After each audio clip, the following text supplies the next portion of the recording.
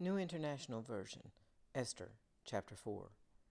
When Mordecai learned of all that had been done, he tore his clothes, put on sackcloth and ashes, and went out into the city wailing loudly and bitterly. But he went only as far as the king's gate, because no one clothed in sackcloth was allowed to enter it. In every province to which the edict and order of the king came, there was great mourning among the Jews, with fasting, weeping, and wailing. Many lay in sackcloth and ashes. When Esther's maids and eunuchs came and told her about Mordecai, she was in great distress.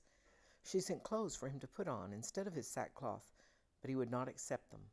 Then Esther summoned Hatach, one of the king's eunuchs assigned to attend her, and ordered him to find out what was troubling Mordecai and why. So Hatach went out to Mordecai in the open square of the city in front of the king's gate.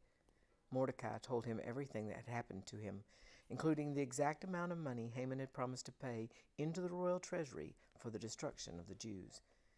He also gave him a copy of the text of the edict for annihilation, which had been published in Susa, to show to Esther and explain it to her.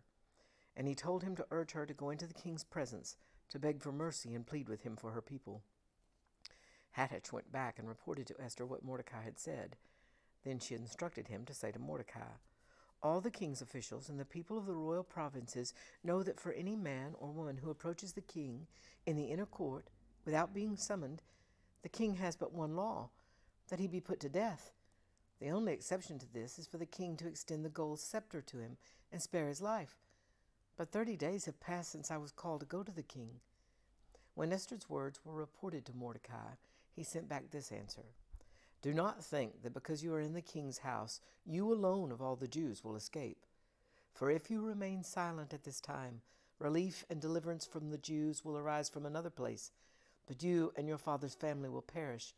And who knows but that you have come to royal position for such a time as this?" Then Esther sent this reply to Mordecai: "Go, gather all the Jews who are in Susa, and fast for me.